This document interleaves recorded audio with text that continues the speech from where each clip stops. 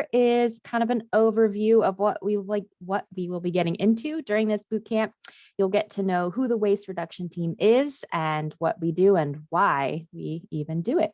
Then you'll get a taste of our volunteer master recycler group that has been created through a combination of past Recycle Right trainings. Then we will dive headfirst into the reason why you are here this evening, which is recycling. As we explore recycling, we'll take a journey through its history, as well as walk through the current state of recycling on sort of a global scale. We'll then take a quick stretch break and let everything sort of soak in, as well as answer questions that may have come through the Q&A at that point. Once we're refreshed, we'll bring it closer to home as we explore statewide and local programs and even learn how recycling goes beyond just that curbside blue bin.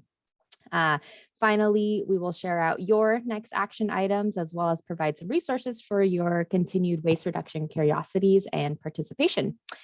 So we wanted to make sure we had plenty of time for questions, so we also left time in the end for some Q&A. So since we opened this call to people from both the county and the city of Santa Cruz, about 64% of you are from the city of Santa Cruz to be exact. It is appropriate that we make a clear and important distinction.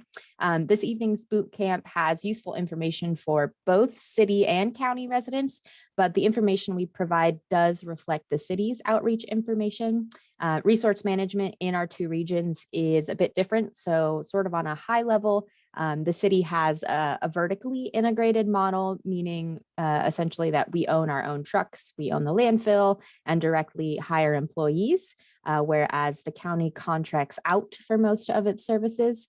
But as I said before, by the end of this boot camp, we will have provided everybody with a clear picture of Recycling Right that we can all benefit from. So as I mentioned, this boot camp is being brought to you by the City of Santa Cruz Waste Reduction Department, and depicted in this slide is a sort of flow diagram showing where we are within the city's operation. So as you can see, it starts with Public Works, which includes groups like the street team, water division, and then us here in resource recovery.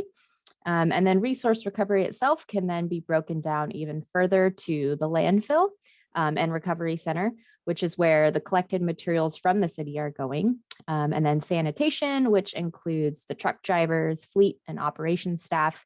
And finally, us here in waste reduction, where we provide the community outreach that aims to represent all of resource recovery and its waste reduction efforts. Currently, we are a small team of 3. Ideally, it's about 4, maybe even 5, but for now, the waste reduction team is made up of Leslie O'Malley, the program manager, Kristen Perez, the environmental projects analyst, and then myself, a waste reduction assistant. We share a small office over in the Corp Yard where we can work closely with the truck drivers and sanitation staff to really keep our communication as linked as much as possible. Because as you can imagine, you know, it all plays a role into each other. And you may be wondering and thinking, well, how much could there really be for the waste reduction team to do?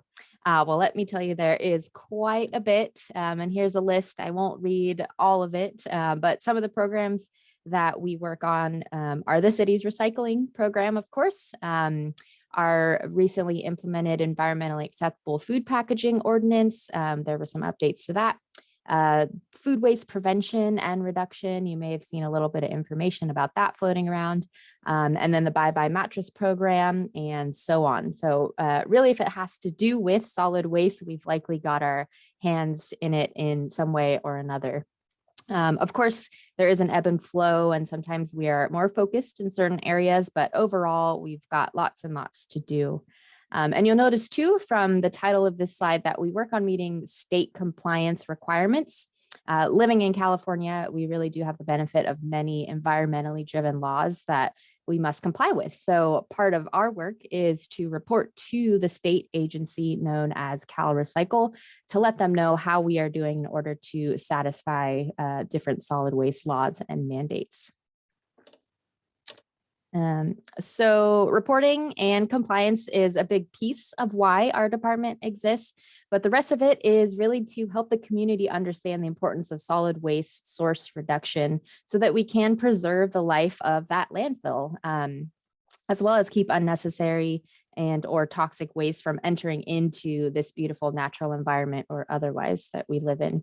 Many of us have been, sort of guided towards this idea that recycling holds the highest importance in that R chain. But here in our office, we really strive to educate and sort of shift the focus to the more impactful R's like rethink and even refuse being the top priority.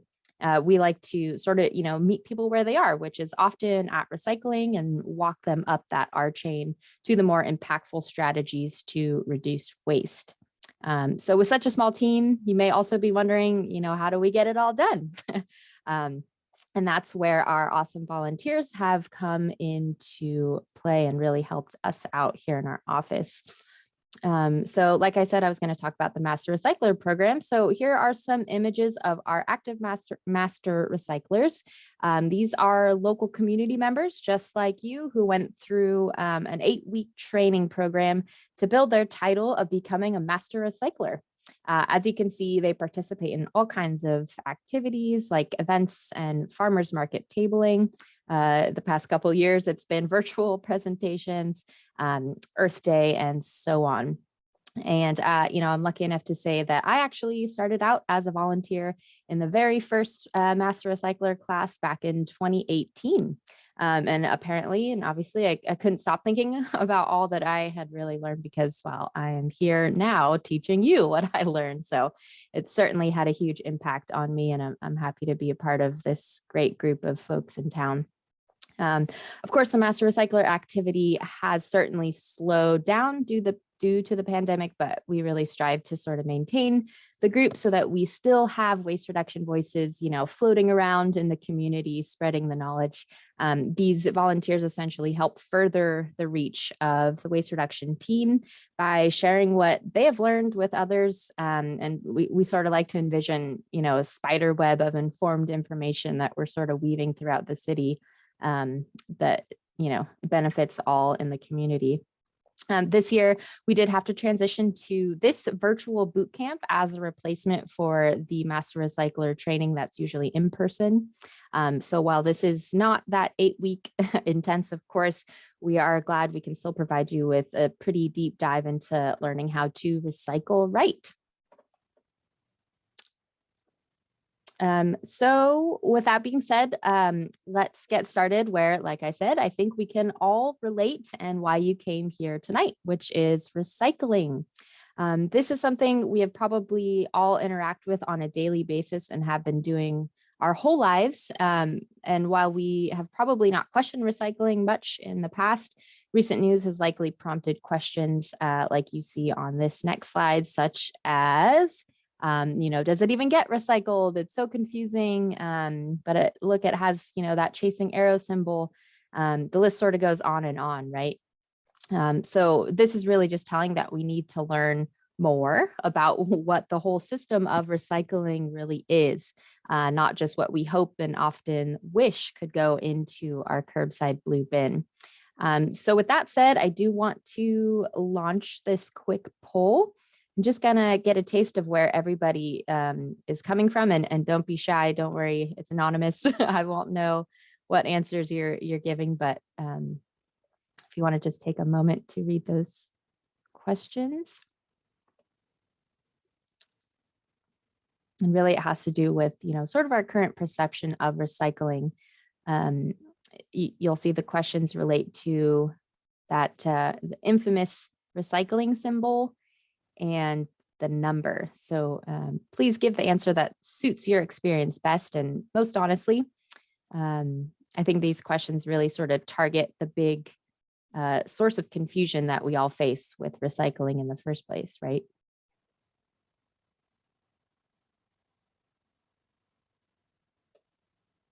Oh, we've got a pretty educated group here. Good. It's so the most common answer for the first one, the question is regarding the chasing arrows symbol. Please select the answers you believe to be most true. And the most common answer is that items may be recyclable, but you would check with the local program before putting it into the blue bin. That's a wonderful answer. And then the second one regarding the number found inside the chasing arrow symbol. what is most true. And the most common answer so far is that the numbers are mostly arbitrary and cannot be relied on for recyclability. So you all are pretty on top of it. We'll get into details, but these are important questions to ask, right? And it's not every day that everybody is sitting there with all their, things and thinking, what is this number? What is the recycling? So if there's any question that you want to ask family and friends, these are the ones. What does that arrow mean to you? What does that number mean to you? And it really gets a conversation going, right? But hopefully you'll gain some tools this evening to complete that conversation. So thank you for your participation. So again, I wanted to focus on these specific questions because the reality is that these symbols have often, led us to poor recycling habits without us even necessarily knowing. And until recently, many of us have not even taken time to question the true meaning of these symbols. And, that being said, on a basic level, I'm here to tell you that the triangle and number can no longer be relied on as a guide for recyclability. It just can't. The truth is there really has been little regulation on what materials manufacturers can stamp that triangle on. And if you didn't already know, the number we see inside the triangle is really just a resin code that indicates what the material is made from, not necessarily that it's always recyclable. So these are some examples that I wanted to bring to your attention just to really, get your gears going. So for example, the red party cup all the way to the left has that number 6. So like I said, this is a resin code that tells us that it's made from polystyrene or its trademark name styrofoam. But the only difference between this and that white puffy block is that the air has just been compressed out of this cup. So not only is this a toxic material for the environment, but it is also unrecyclable in the city's program. We do not accept foams of any kind in the blue curbside cart. That second image is a great example of misleading information that even tricked one of our most sort of environmentally conscious local businesses just in this last week. So I know that picture is a little bit hard to see, but the ads on the box say and use words like recyclable, biodegradable, no microplastics, all these kind of positive environmental, buzzwords, I guess. But the reality after, doing a little research this morning, it's truly just made of number 6 polystyrene. So, just watch out for things like that. It's easy to be fooled. The third image there is a thermoform, or more commonly known as a clamshell. This is another sort of poster child for recycle confusion. It has a number 1 in a triangle, but for chemical and physical reasons, believe it or not, this hinge box container is not accepted in the city's program and is not currently being broadly recycled, if at all. So these are only a couple of quick examples of many which flaunt that chasing arrow symbol and or number bar, but are in fact not all currently easily recycled. So now that I've got your gears spinning and confused you even more, I encourage that you kind of, step back, allow yourself to begin this learning process with a clear and open mind, erase kind of what we've been taught about recycling. I really think this topic is most enjoyed with sort of an open and inquisitive mind. And if you're like a majority of others who have gone through this course, you will be like the head all the way there to the right, where all you can think about is waste and, all of this material that we're dealing with on a daily basis. So again, now that I've got you extra confused, I'd like to introduce the program manager, Leslie O'Malley, to help us begin the journey to recycling clarity. Leslie? Thanks, Kaylee. So as Kaylee mentioned, now is a great time to set aside what you think you know about recycling, stop that wish cycling, and make room for some updated information. To do that, we first have to step back to see where it began. The images on this screen may be familiar to some of you that grew up in the 70s. We had John Denver and Woodsy Owl urging us to love and take care of Mother Earth. Songs and educational campaigns sprang up to encourage people to reduce and reuse, to prevent litter and dispose of things properly. And then a little bit later, recycling was added. The person on the left is depicted as a Native American. The character's name is Iron Eyes Cody's. Some of you may recall those ads. In actuality, this actor is an Italian American named Espera Oscar de Corti. He was hired as the spokesperson for the Keep America Beautiful campaign. Next slide. As people looked for more and more ways to care for Mother Earth and conserve resources, businesses started to spring up to handle and support this budding system called recycling. Residential participation in recycling was limited to a handful of material types. First, there were drop-off centers that accepted mixed paper, cardboard, bottles, cans, and jars, and very limited types of plastic were the standard. This was the case for most programs, no matter where they were. As volumes grew, larger companies saw the potential of expansion and profit. When an increase in types and materials and packaging increased, it became necessary to localize and customize educational messaging. I think this is where recycling really started to fall apart. Next slide.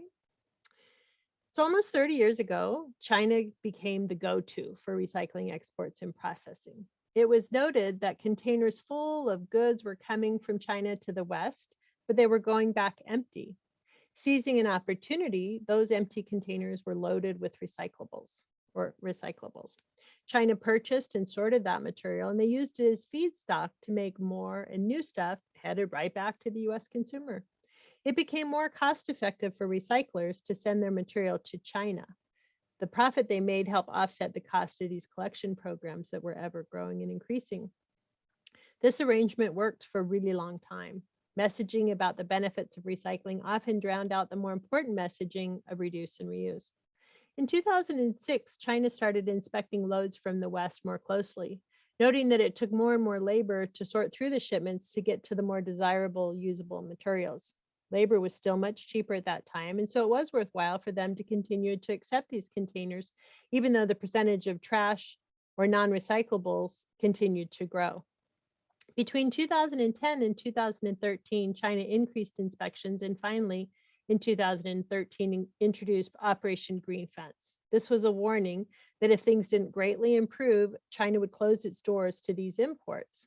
Well, the US and other Western countries only listened with half an ear and didn't really make major changes.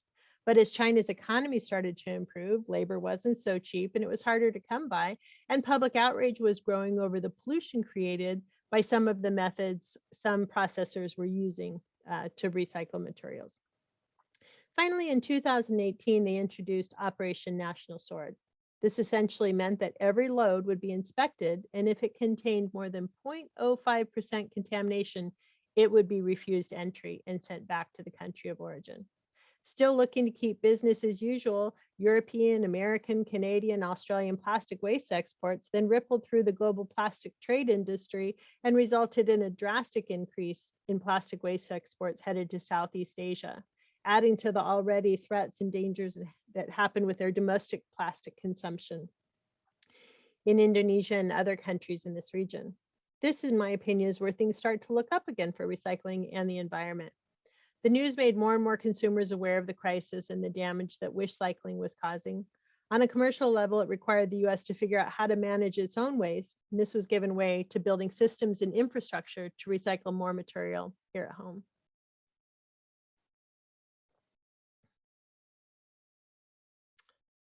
National Sword has provided an opportunity to do a reset, a rebuild, if you will. To do that, there has to be some agreed upon criteria to say that something is recyclable. First, we have to agree on the definition of recycling.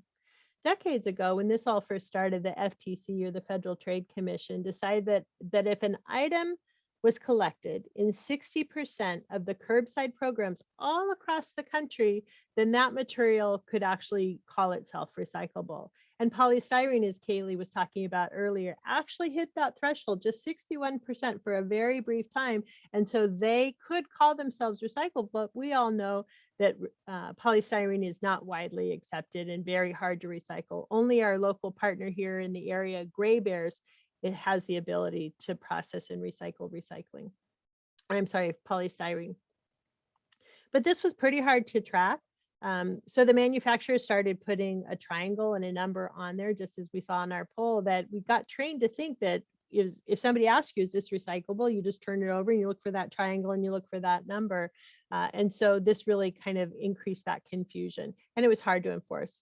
All the while, the variety of types and materials and packaging was growing by leaps and bounds. How are these materials getting collected, sorted, reprocessed, and who can turn it into something else? Some of the most important questions. Next slide. So it said you can't change what you don't measure. So we have to see what's going in the recycling stream and how is it getting there. So these slides show a waste characterization study done on a national level. And if we look at some of the materials collected, so we have mixed paper, we get so used to thinking about plastics when it comes to recycling, but think how much paper and fiber still is in your life. We have cardboard, PET bottles, that's that number one, like beverage bottles, glass containers, HDPE. Those are all codes for resin codes. We have steel cans, aluminum cans, foil, other plastic packaging. So then we also have to look at how is it getting there? So back to that 60% across the country at one point was an old definition of recycling. So 53% of the residents across the country have access to curbside recycling. And when we talk about recycling, it typically boils down to people's concern over what can they put in their curbside cart or what is accepted in the blue bin at work. But it's mostly curbside recycling that we're talking about. And only 53% of the population across the country have access to curbside recycling. So when you think back to that 60% threshold, how is it getting that determination? In much of the country, there's still a drop off. They have to rely on it. They don't have the convenience of curbside collection. And so they have to drive it to a drop off center. 6% have no recycling services at all. During COVID, we've seen a huge influx or just a shift in programs that had strong recycling programs. The whole supply chain really impacted all of it. And so some programs, it was no longer not even profitable, but they couldn't even afford to keep it going. So they closed those. Some of them are starting to come back. Subscription-based, private business. So those are some interesting information that you want to kind of break it up and start measuring so we can start changing it. All right. Building on the criteria of the previous slide, we have to get back to our first goal of conserving resources, right? That's why we want to be recycling in the first place, to offset the virgin materials that we have to use in creating new products. We have to recognize that recycling is a business and it has many moving parts. And we have to get all these stakeholders engaged to make sure it works. So we talked about the FTC green guides, and those are going through major updates. And then you have to think about collection. How is it collected here in the city? How is it collected in the county? How is it collected if you live off in Ben Lomond? Do you have to bring your own stuff? So you have to think about collection. What's the ability to sort it? Here in the city of Santa Cruz, as Kaylee mentioned, we're vertically integrated. We own our own landfill, our resource recovery facility, which at the time was a capital investment project over 20 years ago. But it's a pretty simple machinery. We rely a lot on hand sorting. In the county, they contract with Green Waste LLC, who's invested millions in a recycling facility, but all that material is taken all the way over the hill to San Jose to be sorted. And then it has to be reprocessed. So we got a system to collect it, we've got a system to sort it, but then who are the buyers that has a system to turn it into something else? And then one of the most important things that often gets overlooked is the end markets. Who's buying that material? Just because you put something in a blue recycle bin or it's accepted, it doesn't mean it's getting turned into something else. So I think we have to make a commitment to making sure that we're supporting recycling by buying and demanding that things be made out of recycled content. All right. And I think this is really where policy is coming into play on all levels. And we've seen a whole slate of legislation just in the state of California start to be passed, but we're also seeing that on a national level. These policies strive to not only help tighten the supply chain responsibilities all the way through from manufacturing to the end of life, but also to assist the average consumer by decreasing confusion and misleading information.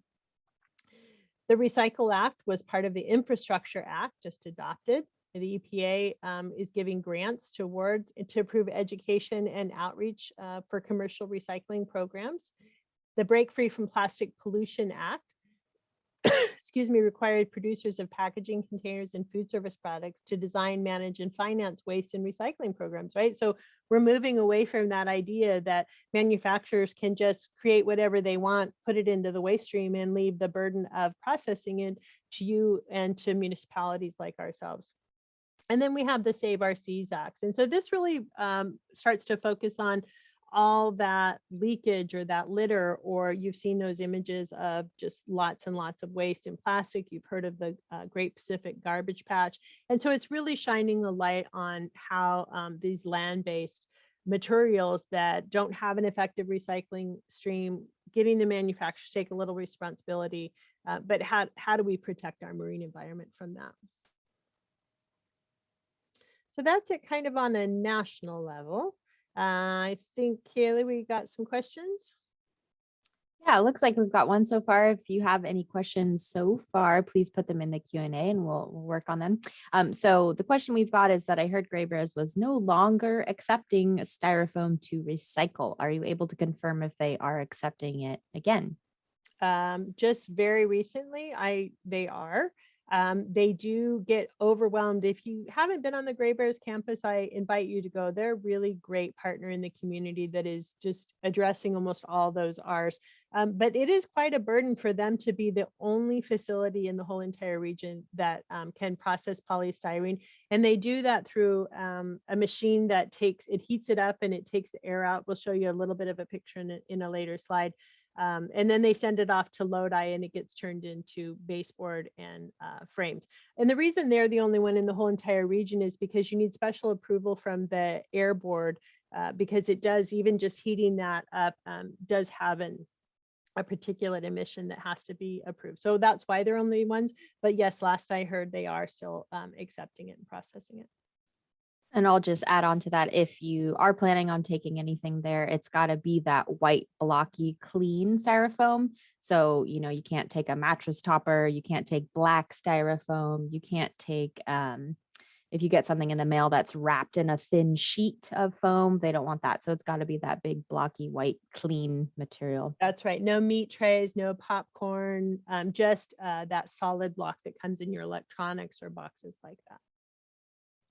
Yeah. Okay, so the next question that came in is, are plastics advertised as being made from plant-based oils ever recyclable, compostable, or neither? That's a great question. So bioplastics, as those are called, have just added a lot of confusion. I think everybody's got a book in them. And if I were to write one, it would be called Whack a Goal, because as our charge to get rid of plastic, there's been an introduction of all sorts of new materials, which are sometimes great, but it adds to the confusion. And so bioplastics are meant to be composted in an industrial composting facility. Oftentimes they still are mixed with petroleum-based plastics. And so that makes, there's a big move with industrial composters that are starting to refuse the bioplastic. So bioplastic should never be placed in the recycling bin. And sometimes it's easy in the city of Santa Cruz. We'll get into some tips and tools, bottles, jugs, jars, and tubs, but to go where packaging, plastic in itself is not recyclable. It's hard to gather enough. It's made out of all sorts of different things, and there's not an end market for it. So that makes it pretty easy. So if you have a cup, whether it looks clear, it's hard to tell if it's bioplastic or regular plastic. It just goes into the garbage. So hopefully that answered that question. Thanks. There is one question about recycling batteries, and we will get to that a little bit later. So stick around because that is an important topic, but we're going to get to that a little bit later. Thank you for that question.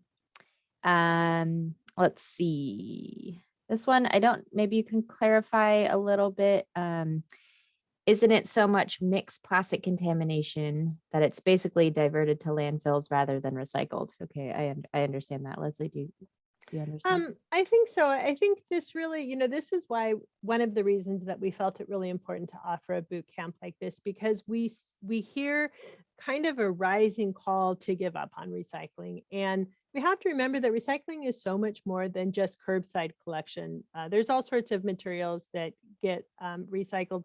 And so, yes, there's a lot of junk plastic out there. And so we encourage people to stick to that kind of R chain, shop for recyclability, avoid plastics if you can. Just because a plastic like a PET #1 water bottle can be recycled, there's other options. Conversely to that, we would say in the city of Santa Cruz, we don't accept cartons, so no milk cartons. So in that case, we'd urge you towards plastic milk jugs, because we do have a market for that. So I think it depends on the thing. We don't want to throw the baby out with the bathwater by offering a program like this. We hope to give you some more information to discern which kind of plastics are recyclable. And not to say that what isn't currently accepted and recyclable will always be the case. Back to that shifting infrastructure, there is starting to be lots of investment in the United States managing our own waste from our own waste shed, if you will. And once that infrastructure is in place, then we can keep it a little closer home. And some of the plastics that aren't widely accepted and recyclable may be in the future. I wouldn't say the near future, but it could change. And so that's why it's important to understand that the recycling that we all started with in the 70s and the 80s and the early budding of it, it's gone through these evolutions and transitions. So not all plastic is landfilled and not all plastic is recycled. Great. So this sort of piggybacks on that just a bit. The question is, so are you saying that if you're not sure if something is recyclable, meaning it is accepted to go in the blue bin, that we should put it in the garbage? Let's see. So I would say if we accept it and you can ensure that it's clean and dry, you may not, if you're on the run, it may be hard to make sure you get that yogurt tub clean and dry. So it's important to avoid contamination. We'll talk about that a little bit more later. Imagine I give you permission right here, right now. When in doubt, find out. But if you can't find out, it's okay to throw it out, because we got into that whole national sword situation because people were just, and I use that term wish cycling, and I just assume that everyone knows what that is. And that just essentially means if you haven't picked up on, you pick something up and you look at it and you try and get all those clues, but you're not sure. So you just put it in the bin anyways, hoping for the best, hoping somebody will magically figure it out. And so that's wish cycling. And so that's kind of what got us into that position in the first place with China. And they stopped accepting our stuff. We were just throwing all this stuff in. So when in doubt, if you can't find out, it's okay, throw it out, because it really is, it's the contamination that is the highest cost for a recycling and processing center, no matter if it's in the city or in the county, is that it's all the machinery or the labor that is taking out the contamination. It's very little of the whole economic cost that's actually sorting and, baling it and putting it on a truck to move out. So when in doubt, I'd have to say throw it out. Also kind of piggybacks, and we'll get into clarification on this question a little bit later as well, but the question is, so you mentioned milk jugs, do they need to be rinsed before recycling? If you are somewhere that you cannot rinse the jug, is it better to throw away or still try to recycle? I would say it really is important. And we're going to show a video later that kind of highlights why it's so important to be clean. But the reason it's important for this material to be clean is when it finally gets down the road to be processed, it is going to be ground and it's going to be washed. But keep in mind, the journey from your cart to the recycling and the processing center could take 2 or 3 weeks. So all the food, the milk, the proteins, the sugars that you leave on those containers, number one, they likely, if it's glass or if it's kind of container, explodes. So all that great fiber and cardboard in the truck now is all messed up and could potentially be landfilled because it's no longer viable. If it makes it through, it's going to be compacted and it's going to sit there for a long time. So by the time it gets on the truck, because keep in mind that we don't make anything new out of the material we collect. We just sort it, we bale it, and we sell it to a buyer that turns it into something else. So by the time it sits around, by the time that buyer gets it and pops open that bale, the contamination rate is going to be pretty high and the value of that material pretty low. So I would say it is important. You know, it depends on how far you want to take it. We're just equipping you with the information. If you can hold on to that container, take it home, give it a rinse, and then put it in your home recycling bin, I highly encourage you to do that. If you believe in recycling, if you support recycling, I think that's an important thing to do. And if you can't do that, then I would say it's okay to throw it away. Wonderful. Thank you. This next question, we were just talking about this today in our office. Is there a plan to bring back the 8-week master recycler training? There is. We likely will relaunch it. February is usually when that class was running, and it'll be February 2023, and it'll go back to a deeper dive. It may go through a bit of a rebranding because in the end, after that program, my hallelujah moments were when people got to the end of it and they said, you know what I've learned from this?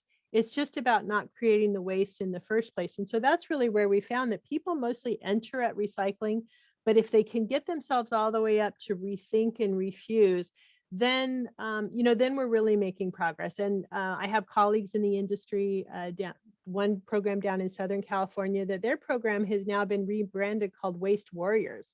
They're like, forget this business of recycling. Let's just not create the waste in the first place. And while I really like that, I think it's important to share this information on recycling, and we realize that it doesn't necessarily have to be an 8-week deep dive. We could still take you further on technology and all sorts of information, but we found it really important that more people, whether you live in the city, where you live in the county, that you have a basic understanding about recycling and that it is so much more than a triangle in a blue bin. And so if you on this call tonight can learn just 3 things that you take away from this and you share it with someone else, then we're really starting that spider web again, just on the R of recycling. And when you think of all the other R's on that badge, there's so many great opportunities.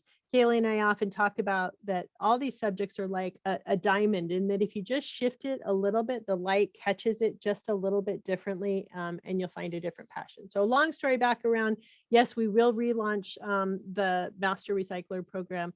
Keep your eyes and ears open, but it'll likely be February 2023. Thanks. Yeah, I can certainly say from my experience going through the master recycler training that exactly what Leslie said. By the end of it, all I could think about was like, wow, let's just not generate any of this in the first place. And we're in a much better position than having to worry about all of this, recycling or disposal of some kind. So yeah, definitely keep your eyes open for the next offering. So we kind of went over, the global situation and the national situation.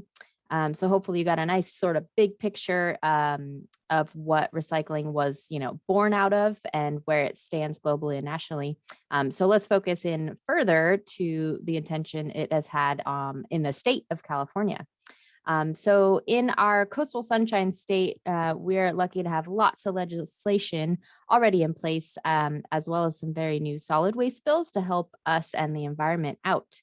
There's not time to list everything, but what California has had in place are accessible and pretty well established laws known as product stewardship laws.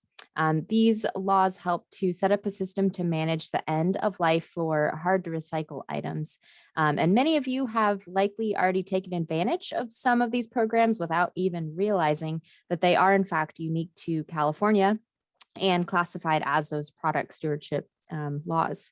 And essentially these laws offer, accessible recycling or sort of special disposal programs that are supplemental to our curbside programs. So a few examples would be e-waste or electronic waste, paint, and mattresses. Those items absolutely cannot be put into our blue curbside bins, but they can still be recycled for their content when dropped off and collected at designated places around our region and state. California has the most special item recycle and disposal programs out of any state in the whole country. So that's pretty helpful for landfill diversion, considering that we are the most densely populated state in the US. Second, just in 2021, the Statewide Commission for Recycling brought forth the most comprehensive list of solid waste bills ever seen. Of 10 bills recommended, 9 of them were voted and signed by the governor in just this last October of 2021. One of those bills was SB 343. So remember earlier when we were talking about that triangle and those resin codes, fortunately, SB 343 aims to eliminate this confusion and essentially ban false recycling advertising for Californians. Only products that are truly being recycled in the state will be allowed to have a symbol, and CalRecycle will determine these items based on true reported recycling rates. Ideally, this bill will also shift the way manufacturers operate, leading them to find more sustainable packaging options like refill and container send back programs, right?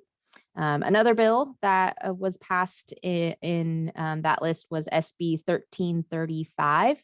This is also worth mentioning because it has to do with food packaging and the elimination of certain materials such as that pesky polystyrene, which again is that styrofoam white material. The bill also requires packaging to be made of particular materials that will be more sustainable, as well as requires all to-go accessories are made available upon request only. And we actually have that as part of our ordinance. We've had that as part of our foodware ordinance here in town since 2017. And we recently expanded it to apply to all to-go platforms. So if you're ordering on Grubhub or Uber Eats, that kind of thing, you should see an option to select your accessories. They won't just be, thrown into your bag and then later put in your drawer in your kitchen. The reason why this is important is that a recent study done by Rethink Disposable showed that up to 70% of litter in the US is made of to-go food packaging. So the accessories upon request part of this bill aims to trim that number down in the state, which of course is great. And then lastly, there on the list is Assembly Bill 881. This will have strong impacts too. Essentially, California will no longer be allowed to count most exported plastic scrap towards its state recycling goals, and most future exports will also be prohibited in some way. We are still kind of sitting behind the mark to meet a 50% statewide recycling goal set all the way back in the year 2000. So this bill will add extra motivation for the state and jurisdictions to really focus on educating citizens to recycle right. So thanks for being here, helping us get that box going, checked. And then lastly there on the list is the bottle bill, which many of you may recognize as the California Redemption Value, or CRV. This is a bill that has sort of been on the fritz over the last few years, and the largest redemption center program known as Replanet, that some of you may be familiar with, shut its doors in August of 2019 due to funding, and now redemption is often limited to grocery stores at best. And as you may imagine, when Replanet closed, it cut the chain at consumers being able to redeem empty containers. Of course, this had an impact on the rest of the cycle, so much so that feedstock for creating new material was impacted. And because the state of California does not incinerate solid waste, increased recyclable material was or has been going to the landfill because of that. But for all of you in the area, the closest and sort of most consistent, I guess, spot you can take CRV is the Ben Lomond transfer station. You just got to go on their website and check for hours because it's a special window of time. So the California bottle bill certainly has some rebuilding to do, but on the other hand, the recycling cart we all have access to in our own home is definitely a good way to keep fueling the necessary recycling cycle that is already in place. We just have to do it right. So that moves us on to our local program here in the city of Santa Cruz. Probably the most exciting part for all of us to get to, right? What do we do with all this stuff in our own home? So, if we can't rely on that number or that chasing arrow, like we talked about before, what in the world are we supposed to do to get it right? Well, I like to say that you're quite lucky to live in the city of Santa Cruz, not only for its super beautiful beaches and redwoods, but for its recycling program. Hopefully, all of the city residents on this call have seen our blue and red guide. This is certainly your friend when aiming to recycle right. So basically keeping materials super simple and super clean will be the most basic framework for you to follow. And when I say simple, I mean pure materials like aluminum, glass, paper, and cardboard. And then when it comes to plastics, there are a few minor details. But as Leslie mentioned on one of our questions, to keep it simple, we like to say plastic bottles, jars, jugs, and tubs are accepted. And practice that little jingle. Maybe you want to say it with me right now. Bottles, jars, jugs, and tubs are accepted when you're talking about plastics. These containers are often made from plastic materials that we can accept in our curbside collection program. So what that means really is that it's best to focus on the container type, not the number and not the symbol. So does, for example, that hinge clamshell container that we talked about earlier fit a bottle, jar, jug, or tub? Not so much, no. So it's not accepted. Another common, contaminant that we see is drink and soup cartons. Those sort of Tetra Pak is the name of the company. These are also not accepted in the city's program. In this case, mostly due to just the low volumes that we get. We had the Carton Council actually come out and do sort of an assessment, and they, at the end of it all, they said there's just not enough really for it to be worthwhile to sort and bail out. So like the question earlier, if you are ever in doubt or questioning, it is best to, of course, find it out using our online portal. That will also work on your phone browser. It's just cityofsantacruz.com/recycle right. And there'll be a box that you can just type in most materials and you'll get an explanation of where to put it and then maybe some reuse suggestions. So definitely recommend checking out that online option. But sometimes, you do just have to throw it out. And throwing something out or avoiding it altogether, is better than contaminating the recycling load. And there is one other category of plastic that I will talk about, and we'll do a little bit of demo here in just a moment because there's often a lot of questions on this, but that is plastic film. So here in the city, we want plastic film that is clean, dry, stretchy, and bagged into one bag that is tied closed. Then it is ready for the blue bin. That being said, we want everything else loose in there, not in a kitchen, trash bag. And then, as Leslie said, this word, please, no wish cycling, please, none of that.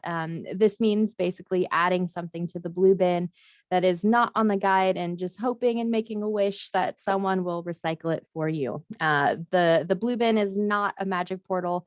There are actually people who are hand sorting through our, stuff. So please keep it clean and keep it safe. We also utilize lots of machinery to sort. So that has some limitations as well, which is why it's so important to really just stick to the local guide wherever you may be. There's always a way to quickly look up the local recycling guide. Everybody's got one. So always just look into that.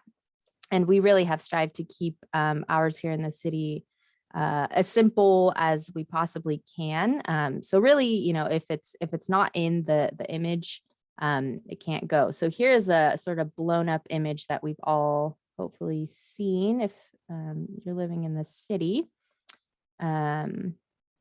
So really there, you can see the items in the blue. Really are just the basics that we talked about. So if you're sticking to those, you will probably be doing pretty well. We include the items in the red section mainly because these are the items we most commonly find as contaminants. But of course, this is not an exhaustive list of what is not accepted, just sort of the common culprits. So here now I want to do just a quick little show and tell of some of the questions that we often get And then we'll just take a quick virtual tour of the Resource Recovery Center. So let's see here. I'm just going to stop sharing and hopefully you can see my screen. Hello, everybody. Okay, so let's see. So talking about the clamshell really quick, just because that's kind of our poster child. I'm actually going to offer and show an example of an alternative. But like we said, it's a chemical and physical issue. So the physical, I'm trying to keep this in my screen, hopefully everybody can continue to see, but the physical issue is that imagine this is going into the truck and it's taking that long journey up to the Resource Recovery Center. It's likely going to get smashed, right? And this is really light. And all of a sudden it becomes pretty similar to paper, and our sorting technology reads it as paper because of the weight, and it becomes flat. And there it goes, contaminating our paper bale. Not good. And then secondly, the chemical issue with it is that there is some added glycol material to make it so flexible and moldable. And while a water bottle has a number 1 with a triangle, and this has a number 1 with a triangle, that glycol that is used to make this flexible and moldable melts at a different temperature when it is being combined with those number 1 water bottles, leading it to be a contaminant in those number 1 materials. So what do we do to avoid this? We go for these.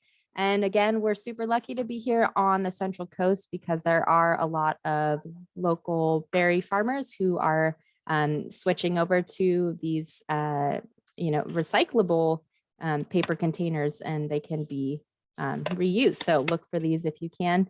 These can also be reused. You can do a little gardening thing, hold your crafts and things, but if you can go for this, go for this. Another question about cleanliness, kind of referring back to that milk jug question. We kind of like to say, if it's going to grow into a science experiment as it travels through the Resource Recovery Center, it's probably too dirty. So this is kind of an example of probably something you want to take a moment to rinse out. Sorry about the screen issue. I'm trying to keep it in there with this background. It gets a little off, but most things are pretty easy to give a quick rinse and it'll clean up pretty well. One of the most common ones is probably a peanut butter jar. Ideally, you scrape as much of that out as you can. I have a trick where I leave, about half full of water, leave it to soak overnight, flip it over, leave it to soak the next day, shake it and empty the water. And then it's usually pretty clean. You could always use a napkin that you're about to put into your compost. And then you've got a clean enough jar, but a quick rinse is best. If it's going to blow up because there's a science experiment in there, that's too dirty. Regarding foam and that number 6 polystyrene, just watch out because these, believe it or not, are made of that number 6 polystyrene. So if I allow you to look at one number, it's going to be number 6 because that is always going to indicate polystyrene or foam. So if you see a number 6, please avoid it, or it's going to be trash. Or if it's that blocky stuff, you can bring it to Gray Bears. The last category is that plastic film and sort of all those kind of crinkle snack materials. So this crinkly snack kind of material is going to be garbage. It's not a plastic and it just can't be recycled. It's more of a cellophane. And then regarding, so I said clean, stretchy, dry for the plastic film. So bag your bags, but the material of plastic, if it is crinkly and loud and unstretchable, such as this, again, it's kind of like cellophane, and I cannot stretch this, right? I can't stick my thumb and stretch it and have it go anywhere. Whereas this softer plastic, or like saran wrap kind of thing, I can certainly stretch this, right? So this is okay in your bag of bags, and you can, we want it to be about the size of a soccer ball. So you can bag a lot of stretchy. Usually we don't see these much in Santa Cruz. They are allowed at restaurant food services still, but we don't see these at grocery stores. But this would count, it's stretchy, right? So if you bag your bags and contain them into one bag that's about the size of a soccer ball, you can put that in your blue bin. And what else I would say? Oh, this one is probably my last example, but this we were just talking. I was like, what's the best use, or what should we say for this? Because it's gardening time, right? So use this as a trash bag. You've got, once you empty this, you've got a pretty giant bag. You can use it as a trash bag instead of using one of your plastic trash bags. So just just fun to get creative with how you can reuse and reduce and all these things. So of course, I'm sure that generated more questions for you all in the chat, but I just wanted to do a quick demo of a few common questions that we get. So hopefully that's a nice clarification of our city program and that regarding the blue cart. So let me just share my screen really quick again, and we'll jump back to the slides. Okay. Okay, so like I said, I promised you a video tour of our Resource Recovery Center. So normally, the Master Recycler program does include an in-person tour of the landfill and Resource Recovery Center, where we process all of the city's collected material. And we look forward to resuming that in-person tour situation, hopefully this summer. We'll see. But excuse me, in the meantime, I am going to show a recently produced video tour to give at least a taste of the Demio Lane Resource Recovery Center. So just let's see, one second. All right, so enjoy.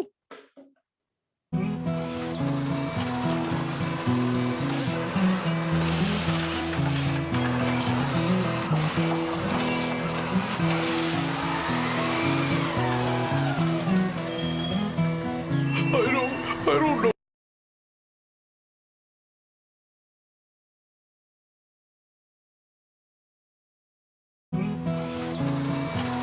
Sorry about that.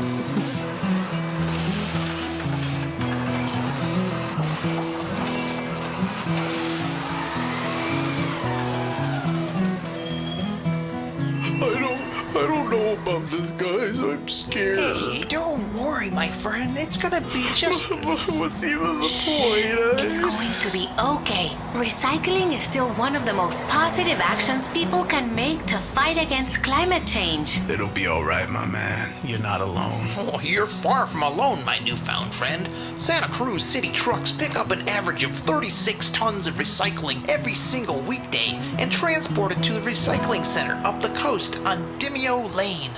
This is where our journey starts.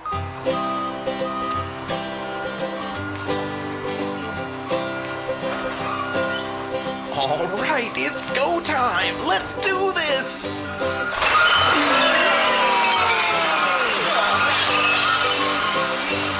All right, everyone still with me? I'm all right. I'm still here. Ugh, what's that smell? Oh, yeah. Okay, so first things first, my friends. Sad news. Not everyone gets to live the dream of being recycled. That's right. Food left on recyclables can not only ruin an entire blue bin, but much of the entire truckload as well. That's why people need to remember that things with food on them need to go in the trash. We're lucky we didn't also get contaminated. Or we would have been tragically buried forever in the landfill, too. Well, that just sounds awful. It is. But just smile and wave goodbye at those poor unlucky items. They need all the positivity they can get right now. It is really sad to see. Who's that? That's Leslie, the recycling expert around these parts. Oh, and that big old tortoise, that's Mavericks. He just loves to hang out and help around here. But there's still a lot we can do to reduce contamination, the biggest problem nationwide. It's not just food contamination, it's things like loose plastic bags and other tanglers that get wrapped around the machinery. That stuff belongs in the trash. Hey, Mav, do me a favor. Let's separate the water hose and the Christmas tree lights from the pile. They're not recyclable because they're mixed material. I want to avoid pushing them on the line. They could tangle up in the equipment, causing damage. Or even worse, somebody could get hurt trying to detangle it. Thanks for the help. Let's get on with the tour. You're gonna like this part. As for the rest of us lucky ones, we get to start our ride on this conveyor belt. It's just like a roller coaster. Next, we get taken to the human pre-sort line, where trash, cardboard, and heavy paper are hand-picked from the conveyor belt. Thank you, human friends. The trash, cardboard, and heavy paper get sorted into 3 different chutes. One chute for things that can't be recycled, like food boxes. 1 chute for heavy paper items, like phone books. And 1 chute for cardboard, like me. Bye, friends. All the chutes then drop everyone off in different bins or silos. From there, the cardboard will get packed into bales for transport. Oh, I hear they make like 92 of us a week. We make over 150 bales a week of various commodities. That's over 7,500 a year. Wow, that's so cool. Back at the pre-sort line, bagged bags, scrap metal, and rigid plastics get placed in 33-gallon containers in the pre-sort area. Next, this crazy contraption called the V-screen machine separates the 2D items from the 3D items. Then, this fine screen machine separates the glass from plastic. Paper gets separated from non-recyclables over at the paper sort line. And our paper pals go up that conveyor belt to the paper bin outside.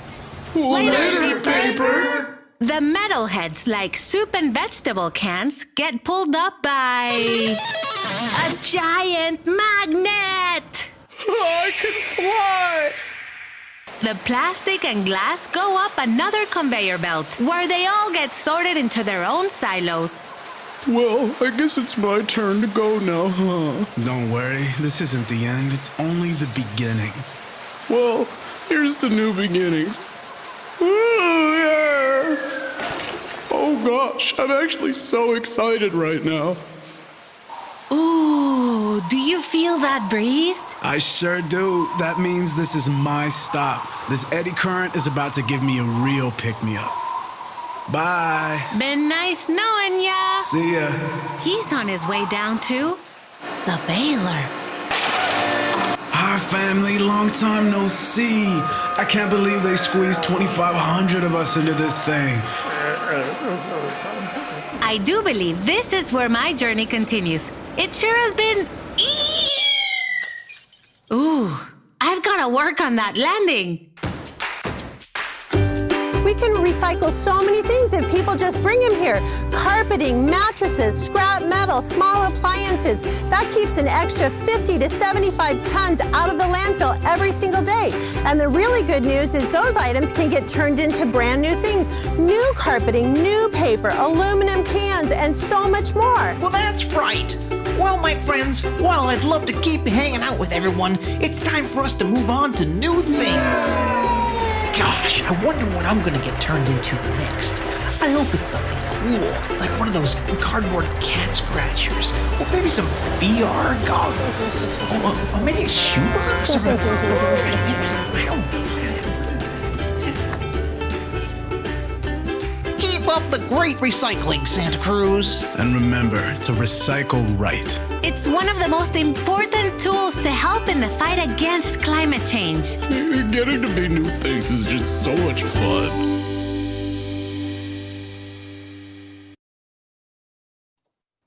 Well, there you have it. Lots of information there, but hopefully that sort of gave you a bit of a visual and a story of what some of the processes look like for items when they are sorted. Hopefully you did also notice the part about the hand sorters as well.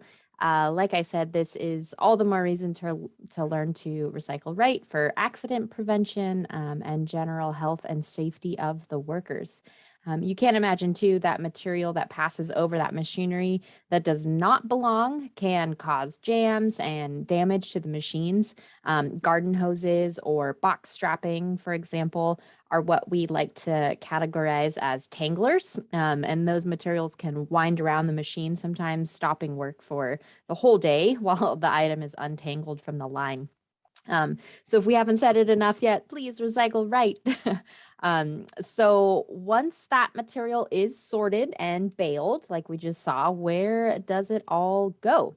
Well, once again, recycling is partly a business. So material is sold to recycling plants, which are the business that are actually making something new from the sorted materials. We do not make any new products at our facility. But by selling the items, the revenue helps to offset costs of running the landfill and maintaining the center's operation. So collecting and sorting recycling really has three primary functions, right? Preserving landfill space, revenue for landfill operations, and of course, recycling the material into new items. So Leslie, would you like to talk a little bit more about where materials are actually going? Sure. So let's see. The items on the left, you'll see the colorful bottles and jugs, and then the tubs. In our question was a question of what are tubs, and so this center picture here is tubs, like margarine tubs, yogurt tubs, and then the milk jug. So those three boxes on the left, that turns into what we call an epic mix. It's a fancy recipe of about 50% is milk jugs, or HDPE #2 natural is what it's called. And then about 45% of the HDPE2 colored.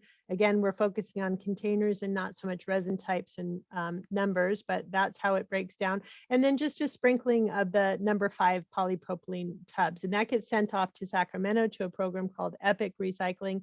And then they do have an end product that it gets turned into. And it is, we call it, it's actually downcycled. So anytime material outside of aluminum cans, glass, those are pretty much some of the only materials that get genuinely recycled, because they can be made over and over and over with adding very little of new resources. But plastic is always downgraded.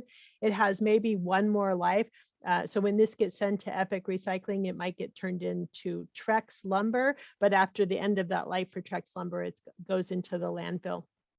This picture in the center of the bagged bags, I know it can be kind of confusing. We say keep it loose, but bag your bags.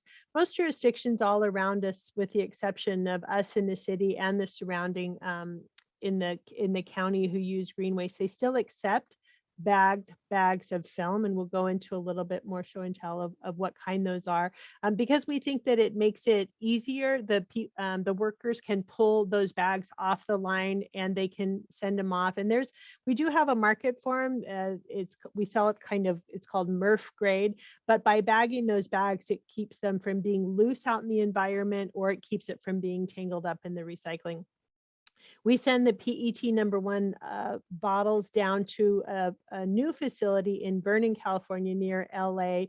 And that's one of the facilities that is trying to come up with a process to be able to recycle those thermoforms, those clamshells, if they can get them separately. So our PET #1 bottles are not going very far. Glass stays in the state. We were recognized a couple of years of having the third cleanest glass in the state. So that's pretty good. And glass in California is very highly sought after commodity, because we have such a thriving craft beer and wine industry here. But in other parts of the country, most glass is landfilled or it's collected separately. For example, in Flagstaff, Arizona, you can add a $3 subscription to your curbside recycling program, and they'll give you a separate bin to collect glass, and they process it separately. Glass is one of the hardest commodities in a single stream, which is what we have when you put everything into one container, because as it goes through the process, it chips and breaks and it embeds into all the fiber and the cardboard and stuff. But we still think it's plenty worthwhile. And then aluminum goes a couple states over. And as I mentioned, if you had to purchase for recyclability, and we talked earlier about plastics, if it's good, or should you buy it if you can, or if it's dirty, or should you recycle it, I encourage you to purchase in aluminum whenever possible, because that can be recycled over and over and over and over indefinitely, really saving the resources of virgin materials. Mixed paper is still one commodity that we're sending abroad, I think most recently to Indonesia. Most of this conversation all focuses around plastic, but I think that we owe it to the environment to put just as much energy focusing on paper, mixed paper. Get yourself off mailing lists, refuse catalogs, because paper is fairly hard to recycle, and we are still sending it abroad. So it has a big footprint. And then the cardboard, which is a commodity that's come up in value very recently with COVID and all the Amazon packaging and online purchasing, it has value, and it's that supply and demand. And so that gets processed. I believe it's going up to Canada most recently. So we're starting to see a lot more materials come home since National Sword, and that's only been an investment in this country and in this state. Paper will probably be last to reprocess paper in the state of California. It really requires a lot of regulation to make sure that they're capturing the particulate and air pollution that's created from processing paper. So that's just a glimpse of where some of our materials go. Thanks, Leslie. This portion of our presentation always gets lots of questions, so thank you for your questions, and we'll be sure to get to those and leave some time at the end. But moving on, so that was kind of not all you need to know, but most of the important stuff that you need to know about that blue curbside bin, right? But I did promise that we're going to talk about going beyond just that blue bin. We can't forget that recycling also does exist beyond just that blue bin. And what do I really mean by that? Well, basically, there are items that can be recycled, but that cannot go into your blue bin at home. And here are some images of what can be brought to Demio Lane for recycling, but that can't go into the cart. So this includes things like carpet, mattresses, rigid plastic, which is like a 5-gallon bucket, or those plastic lawn chairs, crates, that kind of thing, the really tough plastics. And then please no scrap metal in the blue carts either. I see this pretty often while I'm doing my, curbside auditing. And while the material is quite recyclable, it must be brought to the scrap pile at Demio, not placed in the blue cart. And a little bit of background on that whole auditing thing. Yes, I do lid flipping audits. And it's a two-way street, right? We're making sure that we're putting the correct and helpful, useful information out there to you all, but then also making sure that everyone is clear about what is accepted in the recycling cart, and that goes for businesses as well. So that's part of my job description. If you ever see me walking around, feel free to say hello.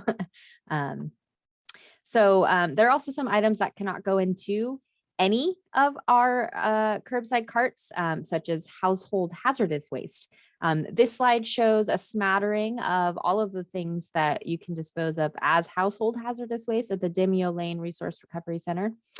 Please keep in mind this is open for drop-offs on Saturdays. However, currently there is some construction going on until, I think, August, is that right? Yeah, something like that. So please check in there, but you can also bring it to the Ben Lomond transfer station or out to Watsonville. It is a county program. So some of these items can be brought to drop-off locations as well. So going back to that battery question, batteries and bulbs are two examples that can be brought to local stores in town. And or battery drops. So please see our website for the most updated locations. But right now, one of the battery locations that is always going to be there is on Locust Street. That's at City Hall there. And there's just kind of a hole with a sign on the fence, and you can put your batteries in there. And please tape off ends of the batteries. This is pretty important, especially for the big lithium batteries or like a cell phone battery. Those have been known to cause truck fires and it can be quite dangerous. So we ask that you please tape those off to keep everybody safe. It's pretty important, but there are drop-off locations. I just recommend going to our City of Santa Cruz /recycle right website to check on locations. And while we are talking about things outside of the blue bin, I do think it would be a good time to mention some of the other programs we have for resource diversion. So your yard waste cart is meant for yard clippings and untreated, unpainted, clean wood only. And you may have heard about the rollout of a food scrap collection coming soon. Yay, very exciting. But this will be a new pail that is delivered to single family homes in the city of Santa Cruz sometime in the year of 2022. Please do not put food scraps in your yard waste cart. We are not permitted to combine these commodities up at Demio Lane. And then just don't combine them. And hopefully you are all aware too that the city offers bulky item pickup services.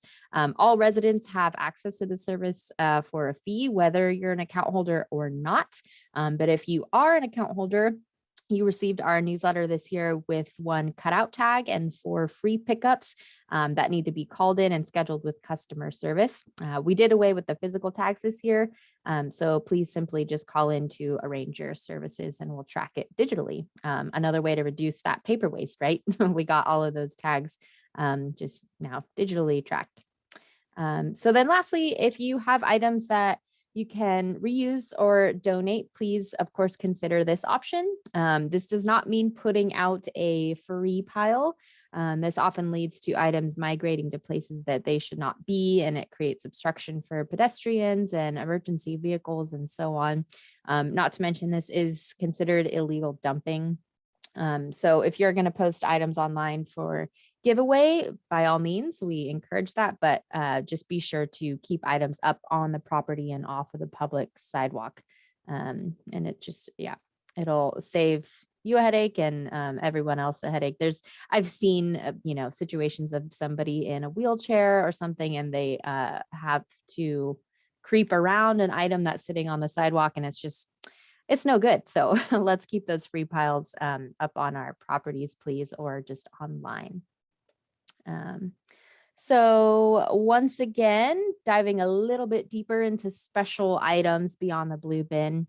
Take a look at this slide showing some of the things that can be recycled with just a little extra effort on your part. And it does certainly go beyond these items, but there's lots of programs out there. But as we said, Gray Bears is a wonderful resource, not only for donation of your items, but for recycling certain particular items like shredded paper, for example, or like that polystyrene we talked about. And if you're not familiar with Gray Bears, they are a local nonprofit that uses funds from the thrift store sales and recycling material to help feed and support a community of seniors. So it's a great place to check out. And then back to the slide, you'll see pill bottles there. And that's another one that can be sent off to this organization found at m25m.org. And this is a great opportunity to, maybe organize a neighborhood collection so that a large amount could be sent all at once. And there are other programs that exist in addition to what is shown here. So it's always worth digging around or even reaching out to us if you'd like to explore possible reuse and recycling options. There is one kind of interesting one with mascara wands. Those can be sent to help clean, I believe, like oil off of birds. So if there's an oil spill or something, and they can use that really fine brush for, particular things. So you never know, if you've got a big pile or some strange items that you want to recycle, there might be a program for it. So let's see. Leslie's got a collection of mascara. I was showing you my Wands for Wildlife. So that's the program, Wands for Wildlife. So before we do get to next steps and finally resources and questions, I do want to leave you with this bit of food for thought.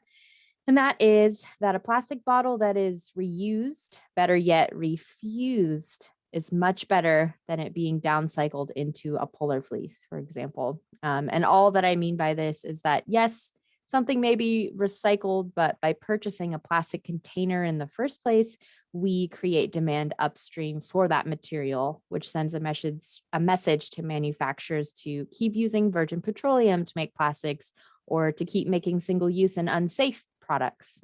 So remember, there's always a bigger story to consider.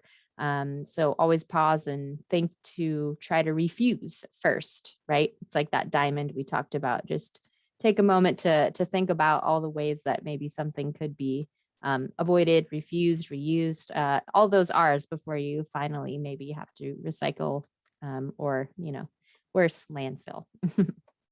So knowing all of this, what can you do? Well, here's a list of the R's sort of in order of impact.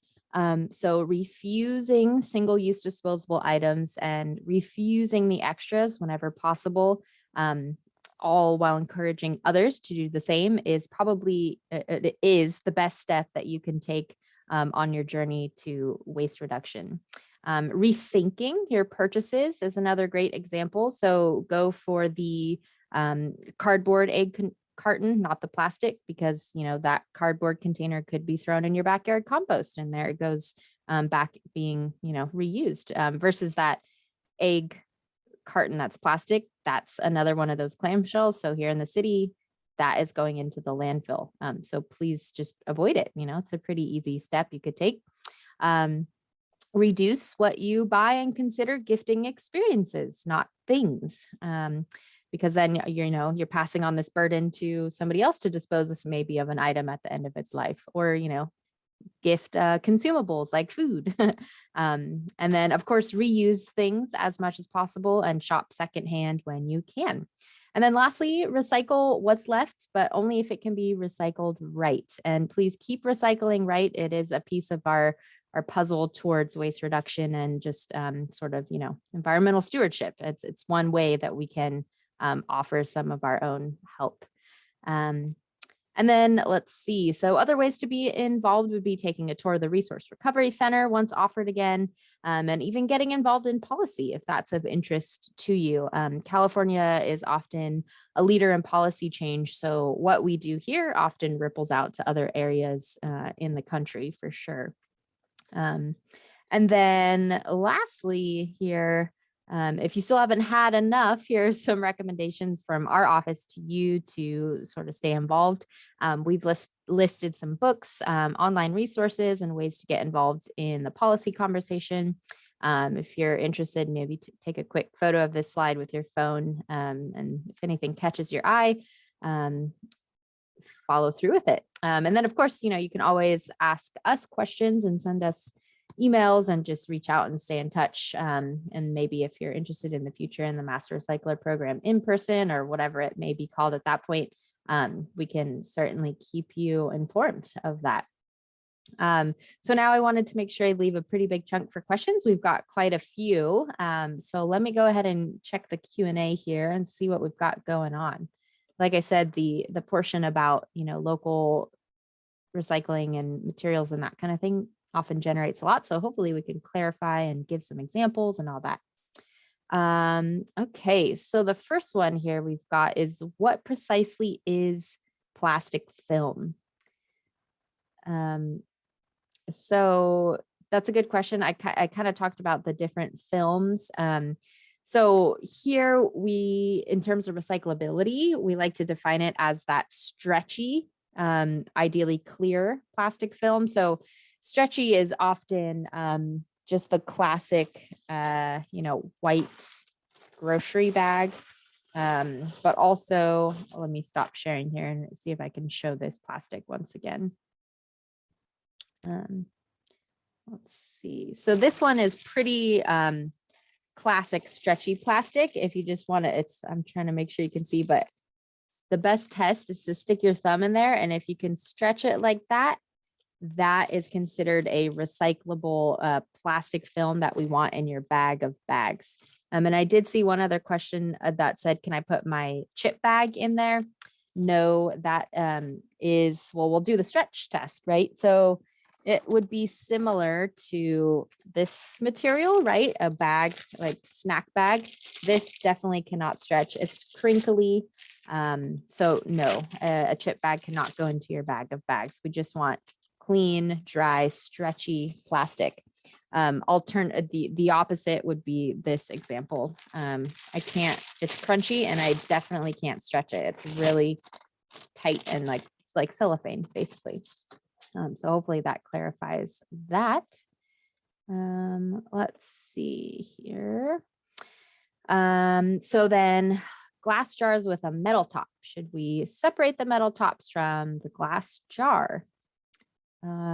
So one special trick you can do if you remove metal tops and put them into, if you have an empty soup container, that's an aluminum soup container, you can put all your metal tops in there, or pop tops, and pinch the top, and then make sure that they're not going to fall out, and put that into the recycling. Ideally, the glass is just the glass. So if you don't have an opportunity to do so, I recommend that you collect the metals until you can do so. Otherwise, it is best to separate them. Yep. Let's see, what do we have? So during water shortages, would you recommend that we forego washing our dirty plastics and just throw them away?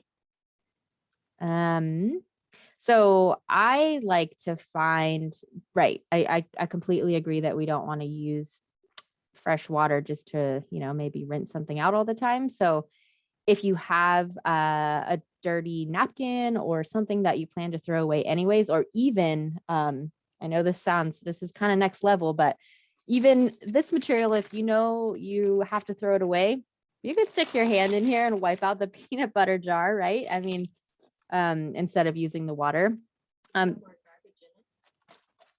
What was that? I was just going to say you could put more garbage in that bag as well. Exactly. Yeah. Lots of opportunities to reassess the uses of the things that we're throwing away, right? Because you could reuse a lot of these things that are still going to go in the garbage at the end of it all. But you can utilize it for scraping out your peanut butter jar, using it as a small, trash bag. So get creative, I would say there. Let's see. I'll take these ones on food scraps. Oh, okay, sure. So we have a couple of questions about our food scrap collection program. So Kaylee mentioned the 6-gallon pail, and you saw a picture there. So that will be given to single family residential households. You'll fill it with food scraps only, no coffee filters, paper towels, tea bags, no bags, just food scraps only. You'll be getting a postcard soon, kind of showing you what that looks like, and a guide. And then we're just waiting on the delivery of those 6-gallon pails. So we hope to be rolling them out by summertime. Another question about what about multifamily dwellings? So single family is considered 1 to 4 units, and that'll apply the pail. If you live in something more than that, 5 to 100, that's considered multifamily. And if that facility is on dumpster service, then we're working with property managers. It never hurts to reach out to your property manager and just check to make sure they know about it. We've reached out to everyone, tell them that you're interested in getting that program launched at your site. But so essentially each resident will be able to get a countertop container upon request, and then you'll fill it up with your food scraps. You'll walk it out to your central trash area where you put your garbage and recycling already. There'll be a separate container that will be for food scraps only. So that's how that'll break down within the city of Santa Cruz for our food scrap program. And again, it's really important to note, and I know we have people from both the city and the county on here. So in the city of Santa Cruz, if we collect your garbage, please no food scraps in the yard waste cart. For those of you that are on the call from the county, you should have received notification from Green Waste about how to process your food scraps. And if you haven't, just reach out to your Green Waste customer service, and they'll get you information on how to process that. We had a question about our yard waste container. As Kaylee mentioned, it's yard clippings, clean, untreated wood. That gets taken up to Demio and it gets chipped up into a mulch. We do give it to Rodoni Farms up there next to us, who is a neighbor. And oftentimes we have loads available that you could come with your pickup and you could get a truck bed load of that mulch yourself. And so it's always worth calling up there. And we often get this question about, what about if I'm trimming my tree and my fruit tree has fruit on it still? Why is that? What's the deal with that? So tree trimming is okay, but I know it seems like why not a bag of apples? What's the difference between a bag of apples and a limb with some apples on it? As Kaylee mentioned, we're not permitted up at Dimeo to co-process our yard waste and our food waste. And if we were to get a spot inspection by CalRecycle, we could be subject to a fine. So that's the fine tuning of it. A little bit of fruit left on your limbing is fine. And I think I got all of those, hopefully. Do you see any other questions in there, Kaylee? Yes, am I on mute? Okay, there we go. Just where will our food scraps go?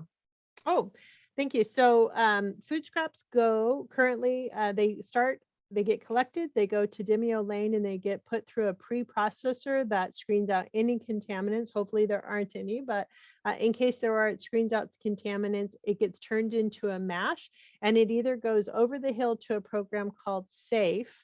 It's a fork to feed program that puts it through further processing, sterilizes it, adds other things, nutrients to it, and it becomes animal feed for pigs. The long-term strategy of the city and to move more towards is to send our food scraps to the wastewater treatment plant to be utilized as biogas to use as electricity at the wastewater treatment facility. So we're putting all those pieces into place, and anaerobic digestion through biogas facilities is one of the accepted methods as from CalRecycle to meet this new state mandate SB 1383. We hear so much about composting, food scrap to soil, which is a great strategy, no doubt, but we don't have access here to a regional one. We'd have to go all the way to Marina to process our food scraps in a compost to soil program, and that's not currently available to us. So we do keep it on the horizon. So currently it's either being sent to Santa Clara, turned into animal feed, or to the wastewater treatment plant being incorporated as energy. Thank you. Then we got another question. Should I keep metal lids on glass jars or put them separate? And I may have misspoken earlier. If it's a one, you can keep them on there.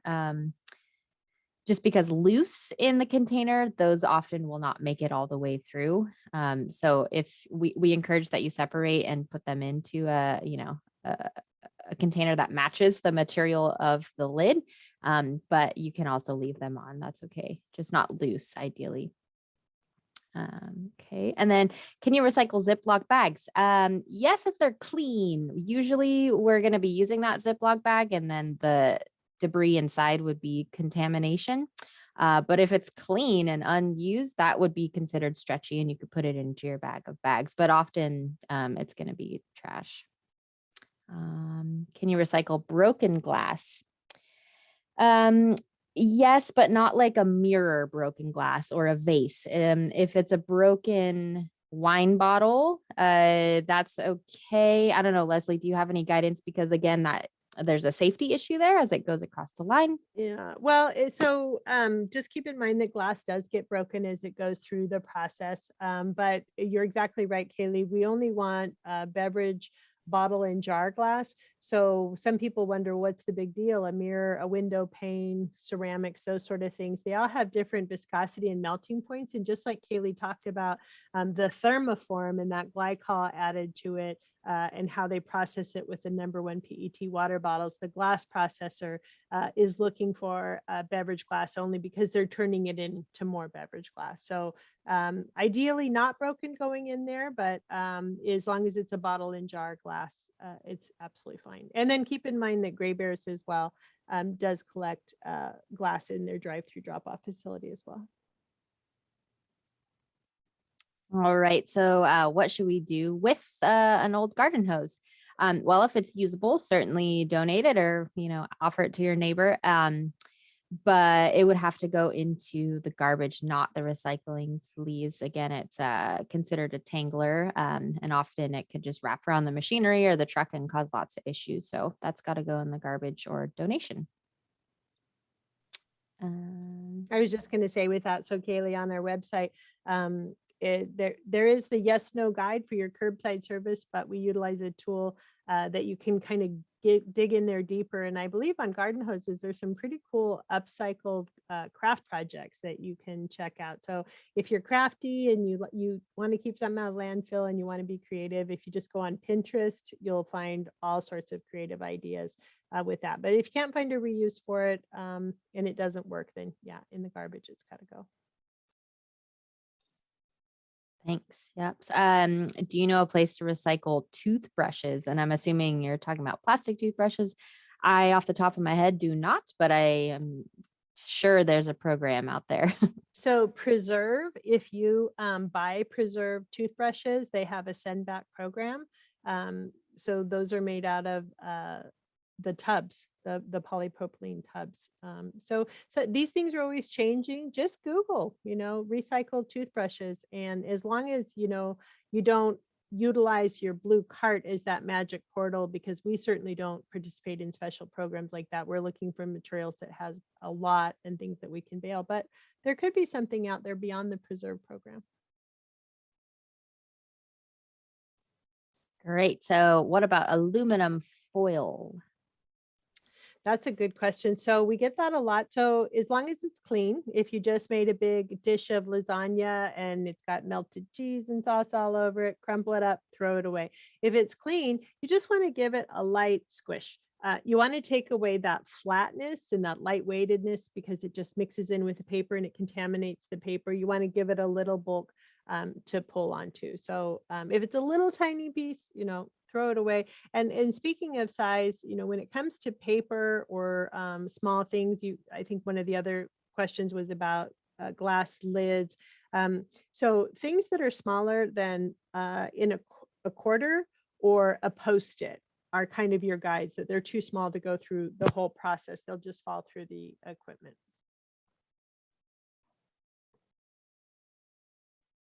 All right. Will California invest to create better infrastructure and recycle more of our trash? Well, that's part of that Infrastructure Act, is to put more money into local jurisdictions to at least be able to invest in the machinery and stuff. But remember, it's that back to that stakeholder engagement. Just because there's increased capacity to sort material and bail it, then we got to meet it on the other side with there's got to be increased demand of using it and utilizing it and turning it into something new. So those are all very expensive. The great thing about recycling infrastructure, it definitely creates more jobs, but it's got to be all these pieces working together. Somebody had made a comment in the questions about the report from NPR a couple of years ago, and this is on the heels of National Sword. And as I said in my slide, there's so much more awareness, and we want to make sure that we don't stop on that conversation and we just don't take a steel shot and then give up on recycling, because yes, that was the case, and that's sort of how we got to National Sword. But I think things are starting to change. We're investing in infrastructure and education and behavior change from the manufacturers down to the consumer. So I think that things are changing. Great, thank you. Is bubble wrap considered recyclable film? Yes, I would recommend trying the stretch test, and as long as it's clean, it can go into your bag of bags for sure. And yeah, I would say just as long as it's not fused to another type of plastic, like an Amazon mailer, those don't go into your bag of bags, or a padded mailer that's fused with paper on the other side. As long as it's just good old bubble wrap, yeah, that go into your bag of bags. That moves us on to a next question very nicely. Does the plastic Amazon packaging and bubble wrap count as film, i.e. can those be recycled? Nope, none of them. And the blue and white ones that say bring me back to Amazon, that's not always the most trustworthy. I would give them a call and ask about their program. Just be curious, I would say, with all of these, the information that you're getting from packaging. Oh wait, Kaylee, that reminded me, I wanted to show this new thing. So a colleague of ours just pointed out this, so challenging to do this on computer. What's the trick? Smaller one. Smaller. Okay, you've got a smaller one. Oh, there it was. So it's this program, this company called Repack. And they take what looks like banner material. Let's see if yours works. So, oh, kind of. The magic of film. So we turn it. Oh, it's gotta be, oh, aren't you smart? Okay, so this is packaging that our colleague pointed out to us that is sent instead of boxes and bubble wrap, it's called repack, and it's just Velcro. And then it's got like a mailer thing to it. And so I sent for a sample pack of this because I wanted to see what they are. And so back to that rethink, you know, we can rethink, but manufacturers are really starting to rethink. And companies like Amazon and other, you know, big movers and shakers really can lead this charge. It's not them doing that, but I commend this company for looking at redesigning, because you just take your item and then there's a place for you to just send it right back to them and they can put it back in circulation. Yeah, awesome. Moving up that R chain, right? So I've collected all the small bottle tops into a large plastic jar so that these don't get caught in your machinery or fall through, like the bits would fall through rather. May I put this jar of bottle tops into the blue container? So the best thing with that is just bring that out to Demio with your rigid plastic. Is the best way, because it's small and it's now mixed with other containers. It's going to have the best chance getting through if you just bring it out to Demio and it gets mixed in with our mixed plastics.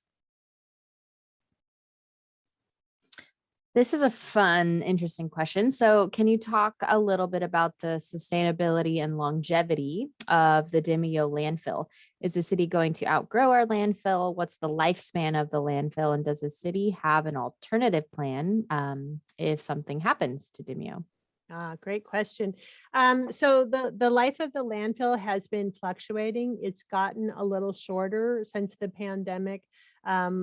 The switch to you know, just all the changes that happened and the shift in the markets, whereas before we were sending off things thinking they were getting recycled, come to find out they're really just sending garbage abroad. So now we're bringing that garbage home. So the new assessed life cycle of the landfill is about 42 years. That sounds like a long time, and that shifts and shakes with what's going on with the economy and our consumption habits. Conversely, who knows, maybe we'll hit this point that there'll be new technology that can get more materials out of the landfill and they can be effectively recycled, or people will really take in waste reduction you know, strategies and changing their behavior. As far as building a new one, no, there's not a plan B. It's very expensive, lots of regulations to site a new landfill. I think if we were going to invest in anything, if we could find the money and the space for it, would be an industrial composting facility. And that in itself is very expensive and highly regulated. And so that's why that hasn't happened yet. So this is precious resource. We have to protect it, but we also have to balance it. And I used that term earlier, a waste shed, where if you're in the education world and used to water, we hear our watershed, we know where our water, drinking water comes from, but we live in a waste shed, and that's the waste that we generate. And I think we have to be okay with either refusing and reducing it and reusing it and recycling properly where we can. And if we can't do all those things, then we just have to accept that we have to put it in the landfill. And the landfill is lined to protect the soil and the water, and it also keeps hazardous gases from escaping. That's why we're getting food waste out of the landfill, to reduce that methane. So I think it's a balance. We definitely want to protect the life of the landfill. It's the only one we have. It was first opened in the late 1800s, and it used to be a dump. And that's a term most people are familiar with, but it really was a canyon that people would just throw all their trash into, and then they'd light it on fire. And they did that till the 1960s. And later, when the EPA said, you know, let's not do that anymore. So now Demio Lane is a Class 3 sanitary landfill, and we've gone through all the proper lining, and we have methane piping. We have piping in there to capture the methane gas, and that's utilized to create energy. And so it's a great resource in our community. We need to protect it. Thank you. That was a wonderful question and answer. Another question about mechanical toothbrushes with magnets. That's a good question. I actually might refer that one to Leslie. I don't know. They're just newfangled stuff all the time. I think the most important thing is that if it's a rechargeable, and it's got a lithium ion battery in there, we'd want to make sure that that's handled properly. The magnet part, I'm not sure, but a lot of programs are, if a device is sold with a rechargeable battery, the store that sold it to you is required to take it back. I know that you'll find some electronic take back programs at Best Buy. They have bins all set up, and Home Depot. Check back with the manufacturer to see on that. And if it's not, if it doesn't have a battery in there, I don't know about the magnet, if it's got to go into the landfill, keep in mind there's a life cycle to these things.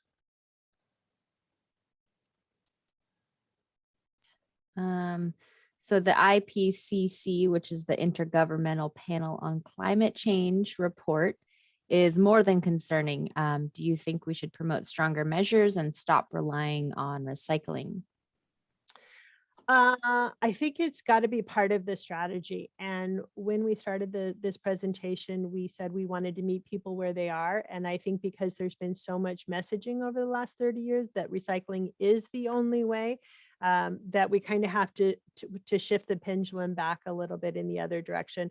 I don't think we should give up on recycling, because just as those slides mentioned of all the beyond the blue bin things, scrap metal, we get a lot of resources and we save the use of virgin materials and resources through recycling electronics and phones. And these technologies are changing. I think we really have to separate our thinking of curbside recycling from the broader picture of recycling, but we have to keep it in balance and in perspective. I think we can't give up on it, but we can't rely on it for sure. And then this last one so far. So does Demio Lane have a leachate line going to the Santa Cruz wastewater treatment facility? It does. Thank you. So when we give our tours out at Demio, sometimes we fine tune them upon request to kind of get into the nitty gritty of the landfill and where that leads to. But it does all the liquid that's in the landfill, and as things deteriorate and the rain comes through, the liquid that comes out of that is called leachate. And so there's a leachate capture pond. And then it goes through some machinery and some pumps, and then it is sent through a 6-inch pipe down to the wastewater treatment plant. Thank you. We just have one last comment that's sort of interesting. Somebody said in the 1950s, Sam Yorty ran for mayor on the platform that he would allow homemakers to combine their food scraps with trash. This put the pig farmers out of business. Wow, that's a great bit of history. I'm always looking for more history. And I don't know if that's from the city of Santa Cruz, but there's a rich history here in the whole hog farmers. And recycling isn't a brand new term, of course. So anytime that people have diverted one resource and used it in another, that's been termed recycling too. So that's a great tidbit of history. Looks like it was Los Angeles where that happened. Yeah. Well, that's all the questions we've got. So thank you.